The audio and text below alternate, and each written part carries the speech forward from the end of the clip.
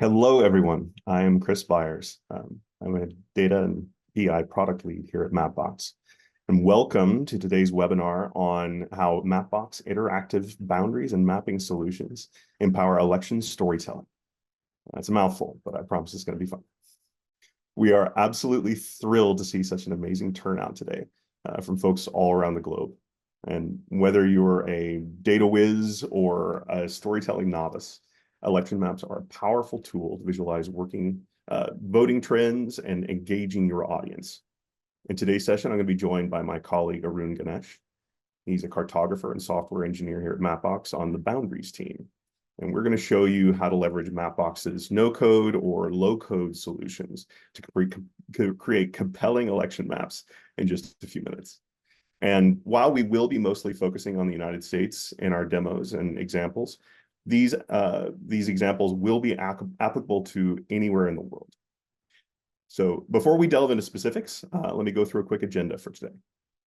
So for our hour today, we are going to cover the opportunities and challenges within the election space, how to utilize Mapbox for election solutions. I'm going to go through some quick customer showcases, and then we're going to go to the meat of this presentation, which is our live demo by Arun. After that, we're going to have about 15 minutes of Q&A. And if you have any questions during the webinar, please feel free to add those in using the little Q&A box at the bottom of the screen. We'll either answer those async as we go through the webinar or queue them up for answering during that 15-minute period.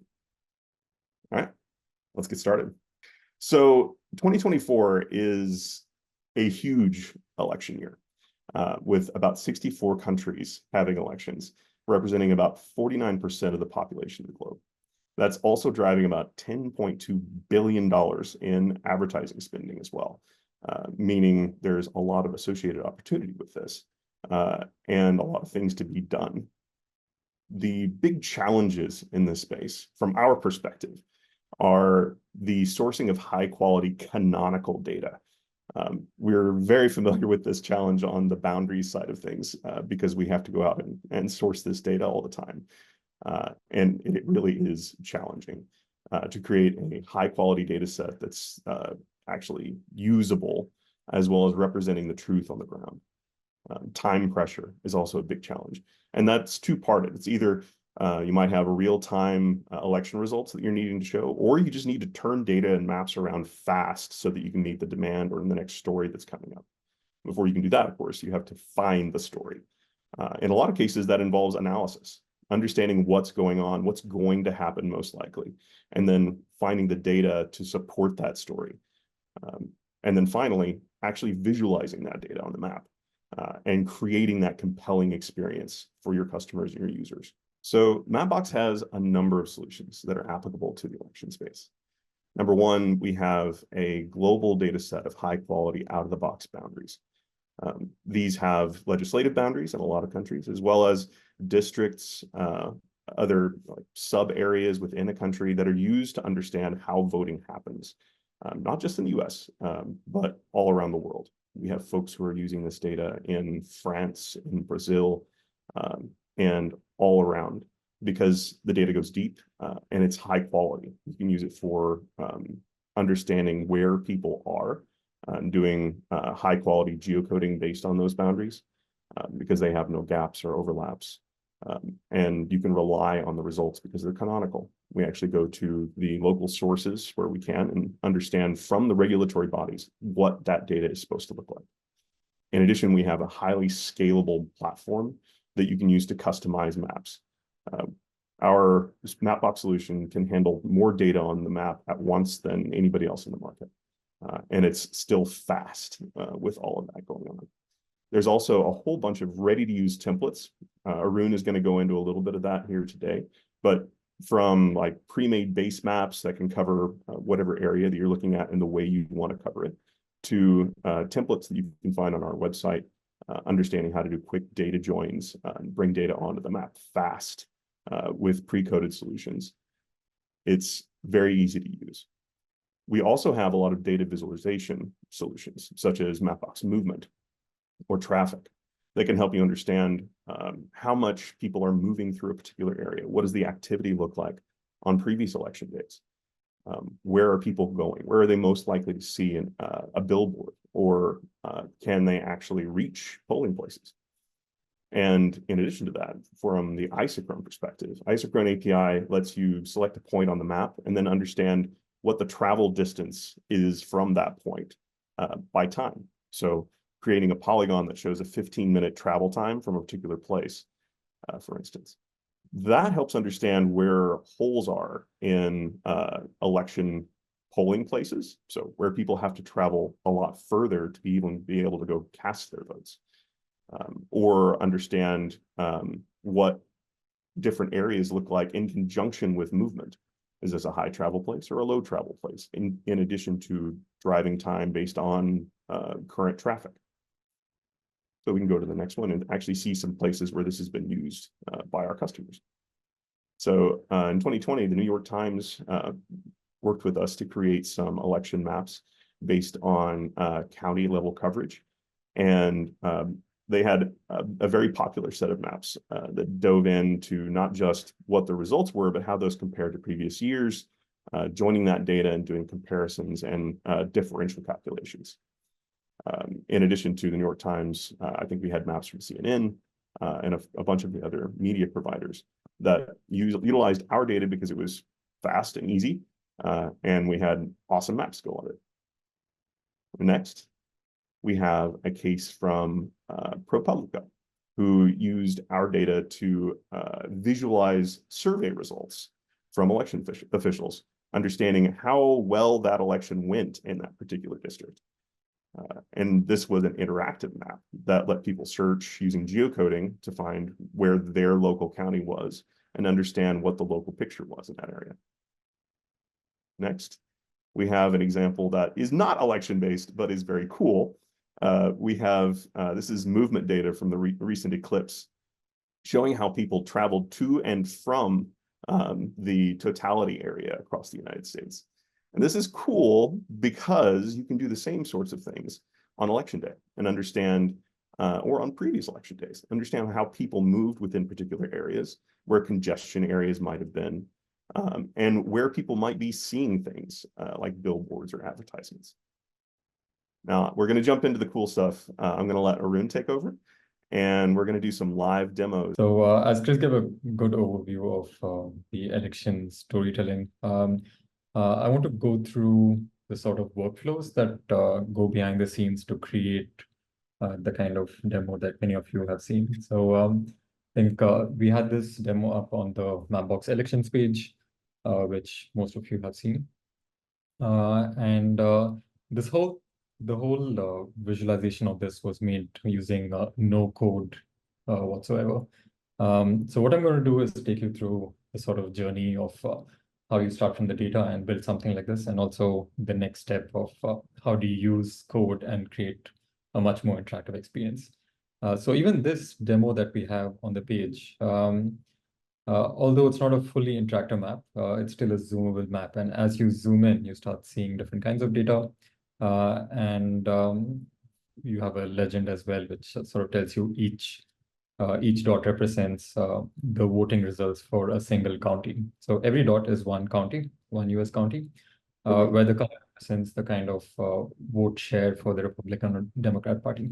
So this was the demo that I was talking about, which we all have seen. And I'm just going to quickly zoom in here. As we zoom out, we see these points come in where each dot represents each county and the vote share. And as you zoom in even further, we have even labels and the actual vote share percentage. So even though this, the only thing you can do on this map is zoom in, zoom out, it packs in a lot of detail. It's very smooth. There's a lot of data being loaded on this map. And all of this is possible using our APIs. So usually what happens, the first step behind any data visualization is the data. And this is really most of the work. Usually the hardest part of putting together good visualization. And the tricky part in this is most of the data that's available online is usually in a tabular format, like what we see here. So here we have, using open data sources from MIT, we have computed the vote share for each state in the US in 2020. And what such data sources usually lack is coordinates. And this is an essential step to actually put the data on the map and create a map visualization. So up to a spreadsheet, everyone can do this. So you can get tabular data, put it here, clean it up, get it in the format you want. And the next step is adding latitude, longitude values. And this step is called geocoding. There's various ways to do this.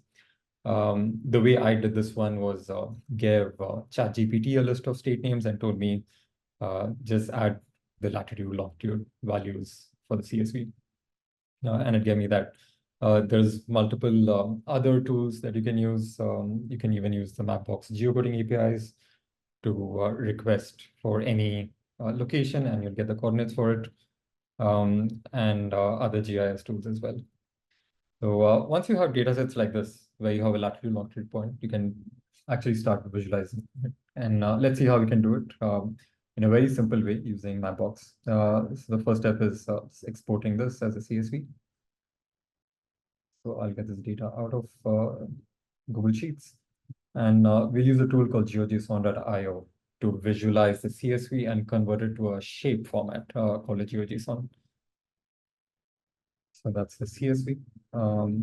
And this is the same CSV loaded in geojson.io, and it's automatically converted this into a simple visualization using the latitude, longitude values and plotting a point at each coordinate using the same properties that we saw on the spreadsheet. But here it's interactive on a map. So this is a good step for us to massage the data, make sure it's in the right format, especially numbers are formatted correctly and strings are formatted correctly. And now we save this one as a GeoJSON. And once you have your data in a GeoJSON format, it's ready to visualize on Mapbox Studio, on any of the Mapbox tools or even other GIS tools. So we're going to go to Mapbox Studio and see how we can build a custom visualization with this data. So let's jump over to Mapbox Studio.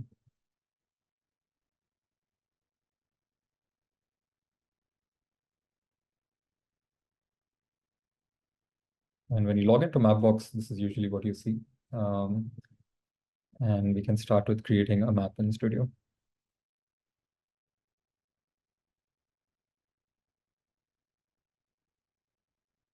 And I'll create a new style.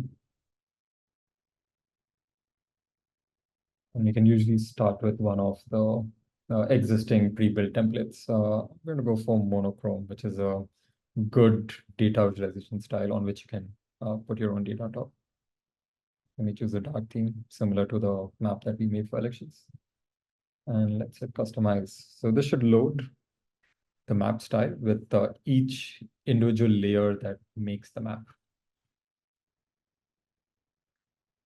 So we have our base map here.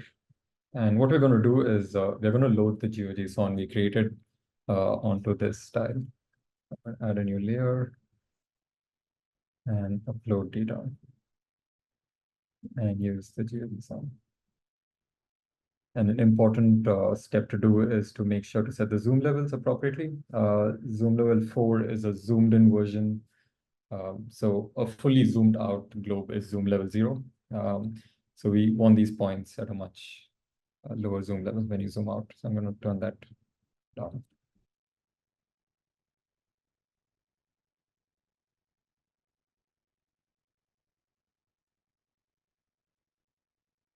And yeah, our data is loaded. And I am going to add this data source using the same ID for the data.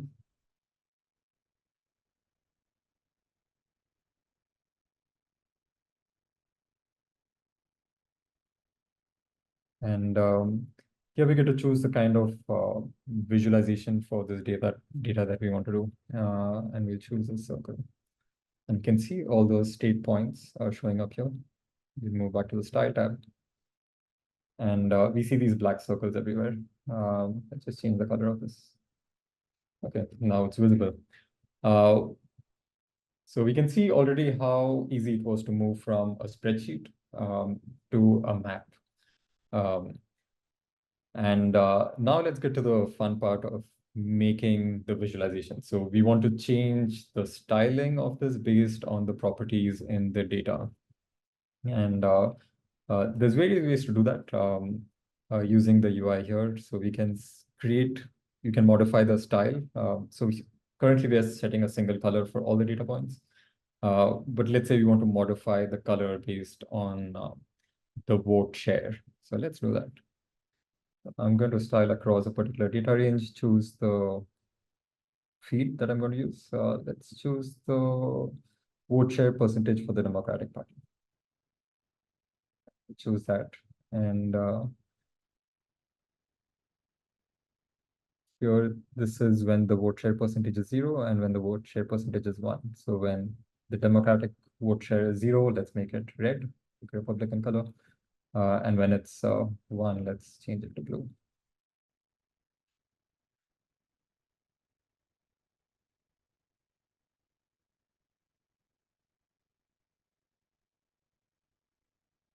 So 0 to 100, and we have a gradient from red to blue.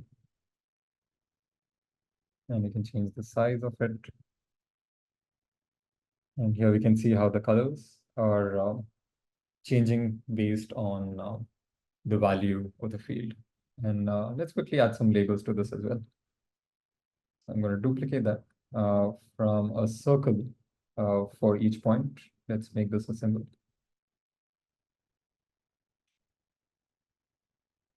And I can choose the field I want to use for having the label.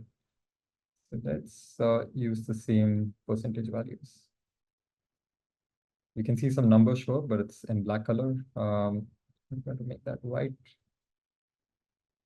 and adjust the position a little bit.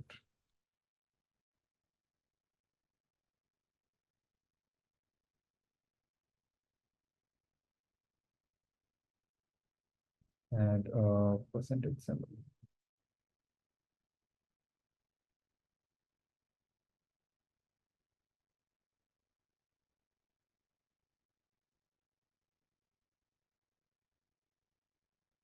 And here we already have a very interesting representation of the data. And as a next step, I'm going to publish this style.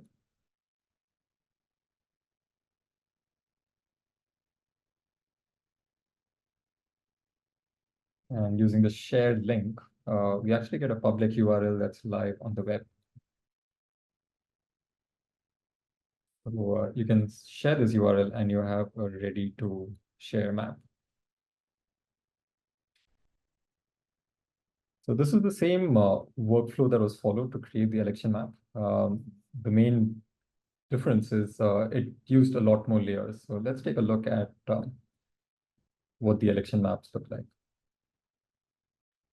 So it's a more customized map with a lot more layers, but in a sense, it takes the same concepts forward to load the data in and to create rules for styling. So here, a more nuanced styling where for each percentage value, we are setting a color. We're also changing the opacity of it based on the zoom level. So as you zoom out to hide certain data points, so as to not overwhelm the visual aspect. And the reason we chose to use dots for visualizing this data is one of the common issues that happens with traditional choropleth. And this is what a more traditional choropleth map looks like. So these are how the usual election maps are designed. And what happens with these maps is the features or the areas which has the bigger size usually becomes more dominant visually. But the bigger sized area are not usually the place with the most votes. So we try to be a little creative there. So what happens is cities and urban areas which actually have a huge number of votes gets hidden on maps like these. So this is where once you have a dot representation, you can actually see a more accurate picture where a smaller dot represents a place with lower number of votes, where a larger dot represents higher number of votes. And we quickly start seeing how urban areas start to pop out, which would otherwise be hidden in our usual choropleth map. So this again, the studio makes it easy for you to play around with the data, to be creative with how you represent and visualize data, and to see a live preview of the visualization. And the next step from here, once you have your map style, is as you can see, it's interesting. It's quite interesting just to have a map like this. But to really take it to the next level is to provide a full interactive experience where you can click on features, you can interact with it, have additional information as a pop-up. And all of this requires some level of coding. And we have plenty of examples out there. The library that is used to add this sort of interactivity is Mapbox GLGS. This is the most simple example where one could just copy this code. So this is the most basic example for a GL map. I'm going to use GS Fiddle.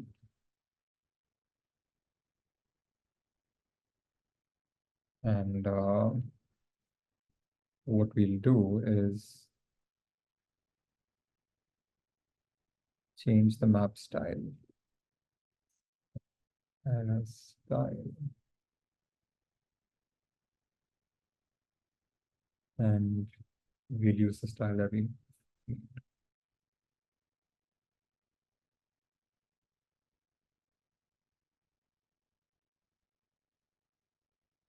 That's the style URL.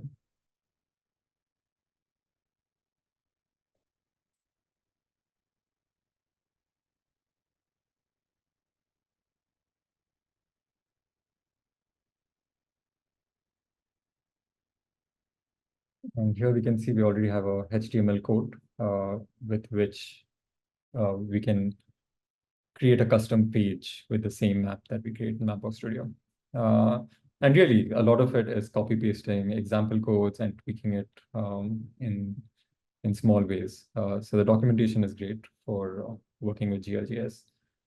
So let's take a look at how we can use GLGS and some of our template code that we have to create a more interactive experience.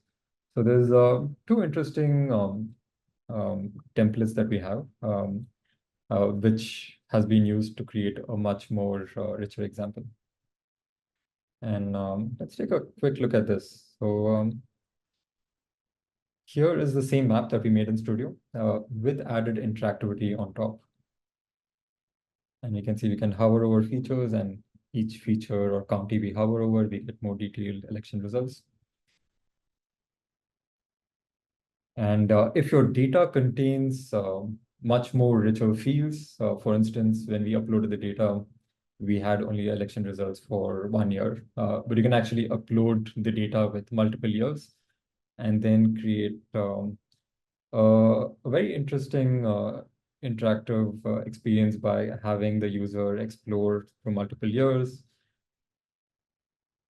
and seeing how the data changes. And this already starts opening up interesting avenues for storytelling. And you start seeing geographical patterns and spatial patterns in the data, which is otherwise hard in various other formats.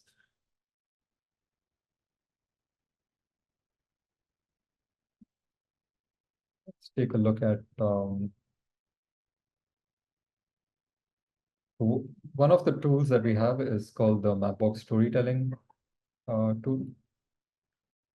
And this is a low-code template, which allows you to create an interactive experience using a Mapbox map style, where as you scroll through a particular page with a map, you can hide and display layers on the map that you designed in Mapbox Studio to create a user journey and navigate them through the map.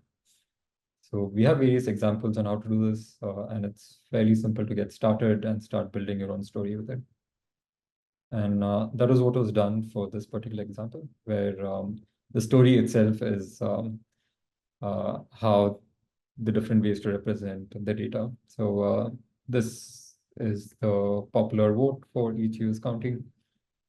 And this also, so as we scroll, I've have a configuration where I've told these layers on the Mapbox Studio style, hide it and display some other layers. So this is a more traditional choropleth. And as we zoom in, we come back to, and in all of these frames, we have a way to filter the data for a particular year. So it allows the user to explore the data.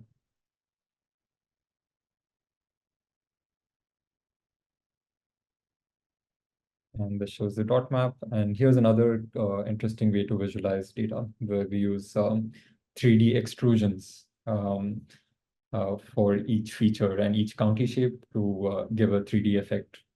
It's a cross between a choropleth and a bar chart. This again allows one to see data which would otherwise be hidden on a usual choropleth map, which is flat. We can see how the urban areas stand out, where there's more number of votes over here.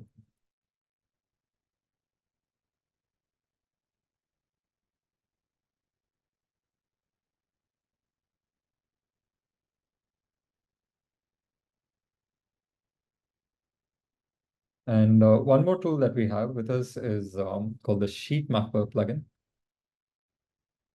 And this is a simple plugin for Mapbox GLJS, which allows you to integrate data of a Google Sheet and visualize it on the map. So this makes it possible to visualize data which is more dynamic in nature, like election results, where data entry operators might want to be updating data on a Google Sheet. And each time somebody loads a map, it would fetch the values straight from the Google Sheet and visualize these values. So a combination of the storytelling template and the sheet mapper, it's actually possible to build very interesting user journeys, digital user experiences using these tools.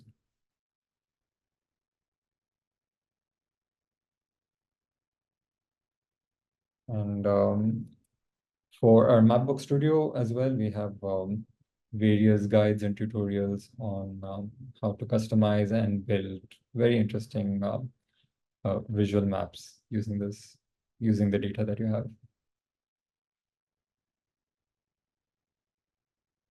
And I'll also briefly touch upon the Mapbox Boundaries product, which Chris talked about, which has the full where we have the shapes and the boundaries, which are edge mapped for every country in the world for various administrative levels.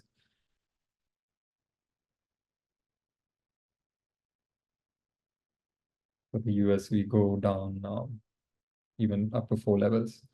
So usually getting shape files and geodata is one of the hardest parts of data visualization. And combination of all the tools that we have really provide the solutions that's needed to build a rich user experience. That's it for the demo. We'll go back to you, Chris. Okay. Well, I think we're going to go into our Q&A section next. So if you have any questions after watching that amazing live demo, please throw them into the Q&A box at the bottom of the screen, and we'll address them as they come up.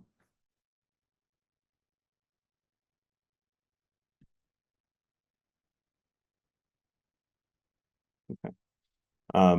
Someone asks, how can I get access to the code for and the styles for the examples that Arun ran through in this demo? Yes, you can. We're going to be doing a survey after the webinar. And when you answer that survey, you also get access to the various styles and source code that Arun ran through here, so that you can apply those to your own solution.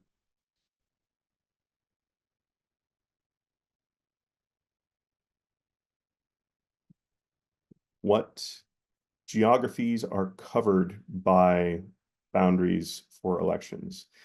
We ran through this a little bit earlier, but so in the US, we do have all of the legislative districts, state, federal, and then we also have legislative districts elsewhere around the globe, but we also have, say, districts in Brazil, or the communes in France, a lot of other places. So if you wanted to see exactly which areas we cover and what types of boundaries we cover, Arun briefly had that Boundaries Explorer up on the screen. You can go to our Boundaries product page and go through that and see all of the different types of layers, geographies, and other things we cover, because that's a real representation of what we have in the data set, if you're interested in checking that out.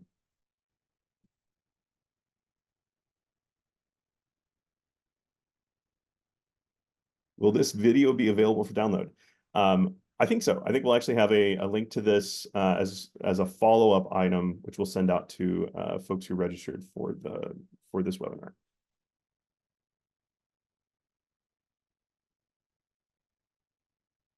For movement-related visualization, what does the data source look like? So movement data for Mapbox is sourced from our own first-party telemetry. If anyone's using our Mapbox SDKs, they are sending back telemetry to us. We anonymize that data, remove any identifying information, and then aggregate it into a grid that covers the whole world. So it's all first-party data. We have around 750 million active users every month using SDKs and Mapbox solutions on about 45,000 apps. So it's a very unbiased data set globally.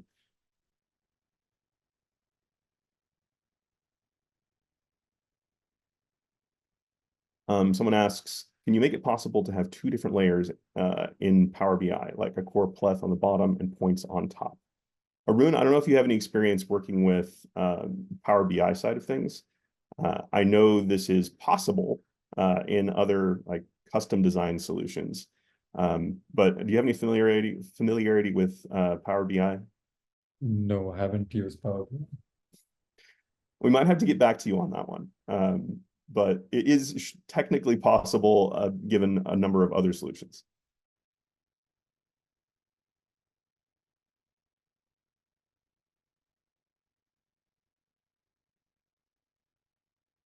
We have another question. Would it be better to use legacy styling on Mapbox Studio docs in cases, or try to keep style that exists on source data and add small features there? Arun, do you want to address that one? I didn't fully get the question. Is it on chat? It's in the Q&A section.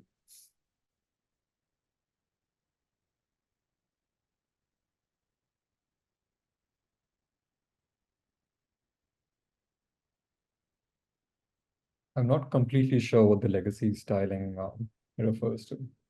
Is it the V2 styling? If you would like, you can add some additional color there on your question, and we can follow up on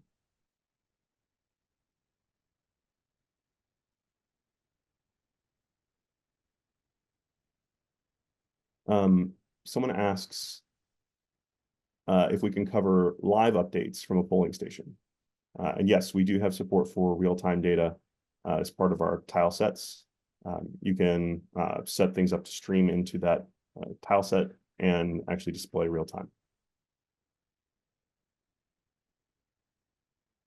Any plans to integrate Mapbox with Google driving directions? There are some limitations in terms of interoperability, but basically you can use any piece of our data with most other pieces from other providers. So while we recommend using our driving directions because they're awesome, you can use someone else's on top of them.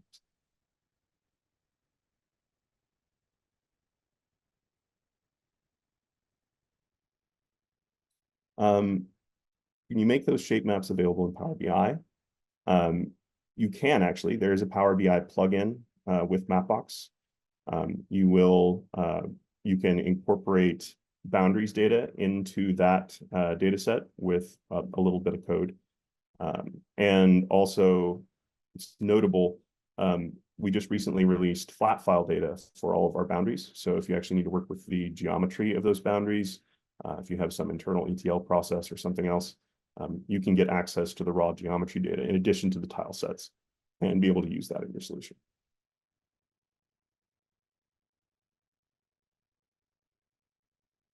Someone says FSA boundaries for Canada would be nice, as well as department boundaries for France.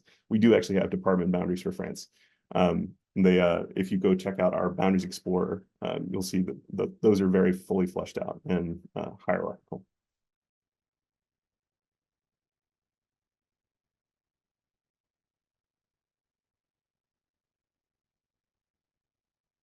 Appreciate all the questions. I'm getting a lot flowing in.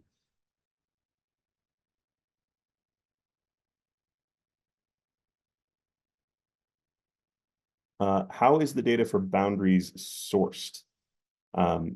So we have a number of different sources for boundaries. We try to use canonical sources where we can. We go to a lot of government agencies and other sources to confirm boundaries. We also have a couple of services that we use to track disputed boundaries so that we understand if there is a disputed boundary, what does it look like on each side of that dispute? And then we use worldviews to correctly present the data given that perspective. I think currently we have 9 worldviews in production, and you can also see those on the Boundaries Explorer. Yeah, we work with third-party vendors as well as open sources and canonical sources whenever possible to create that data. Oh, someone asks, can you make it easier to upload super large shapefiles to Mapbox Studio? I have a very large shapefile that I have to use Mapbox tiling service for, and your only tutorials for Mac users. So I've run into this myself because I actually load a bunch of data into Mapbox Studio. You can also use the API for uploading large data to Mapbox tile sets. Arun, I don't know if you want to run through this right quick, just to give a brief overview and maybe point to where more information can be found. It's called the Mapbox Styling Service, and we have a CLI as well, made with Python, which allows you to easily make the uploads, create a tile set, and do all this from the command line. And the limits through that is much, much higher. And it's also possible to have very dynamic data uploads. So even like weather data that's changing very often, you can keep updating your tile set using that. So anytime you're hitting limits using the Studio UI online, you need to use the Mapbox Styling Service. Thank you everyone for joining today. This has been an awesome session, and I loved all the questions that we got. Hopefully you had a good experience and you learned a lot. Thank you everyone, and have a great day.